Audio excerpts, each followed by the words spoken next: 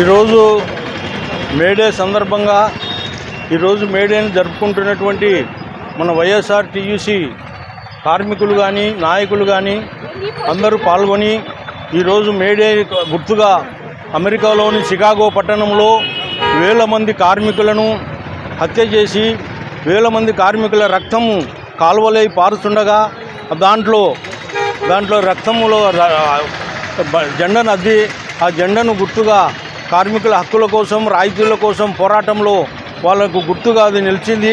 అందుకని మేడే కార్యక్రమాన్ని ప్రతి సంవత్సరము మేడే 1వ తేదీనే వాళ్ళు ప్రాణాలు అర్పించినటువంటి రోజునే ఈరోజు కార్యక్రమం జరుపుకుంటున్నాం. ఇప్పుడు రాష్ట్ర ప్రభుత్వం కానీ కేంద్ర ప్రభుత్వం కానీ కార్మికుల పట్ల వాళ్ళు వినయ విధేయతలు చూపిస్తూ యాజమాన్యంకు ఇట్లా కార్మికులకు తోడుగా ఉండి వాళ్ళు న్యాయ పరిష్కారం చేస్తూ ముందుకు కొనసాగాలని చెప్పేసి మనవి చేసుకుంటూ సెలవు తీసుకుంటున్నాం. ఈరోజు అంతర్జాతీయ కార్మిక దినోత్సవం అందరికీ శుభాకాంక్షలు. మరియు కార్మిక అనేదే ప్రపంచాన్ని ముందు తీసుకుపోయేది. ఈ కార్మిక కార్యక్రమానికి గత ప్రభుత్వాలు ఎన్నో సంక్షేమ పథకాలు చేసినాయి. ఇంతకుముందు స్వర్గీయ రాజశేఖర రెడ్డి గారు కార్మిక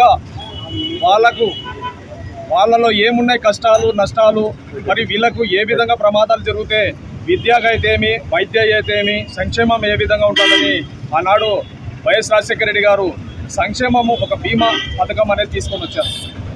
దాన్ని అమలు పరుస్తూ తన తనయుడు మరి ఈరోజు హామీలు ఇచ్చి ఎన్నికల ముందర ఈ కూటమి ప్రభుత్వము మళ్ళీ అన్ని బీమా సంక్షేమ పథకాలు అయితే ఏమి కార్మికులకు జరిగే సంక్షేమాలు అయితే అన్నీ రద్దు చేసింది. గత ఈ రోజుకి సంవత్సరం అవుతుంది.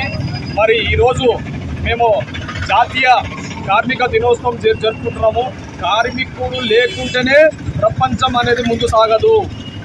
రియల్ ఎస్టేట్ అయితే ఏమి, రోడ్ల రవాణా అయితే ఏమి, మరి పారిశ్రామిక అయితే ఏమి, ఈరోజు టెక్నాలజీ వచ్చింది. ఆ టెక్నాలజీ నడిపేది కార్మికుడు మాత్రమే. ఇది గుర్తుపెట్టుకోవాలా, ప్రతి ప్రభుత్వాలు గుర్తుపెట్టుకోవాలా.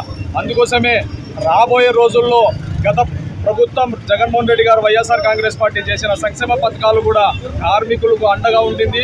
ఆనాడు రాజశేఖర రెడ్డి గారు, గత 5 ఏళ్లు కార్మికులుగా అండగా ఉండేది జగన్మోహన్ రెడ్డి గారు మాత్రమే అని తెలియజేస్తూ మరొక్కసారి కార్మికుల దినోత్సవ జిందాబాద్, మేడే జిందాబాద్, వైఎస్ఆర్ టీయూసీ జిందాబాద్.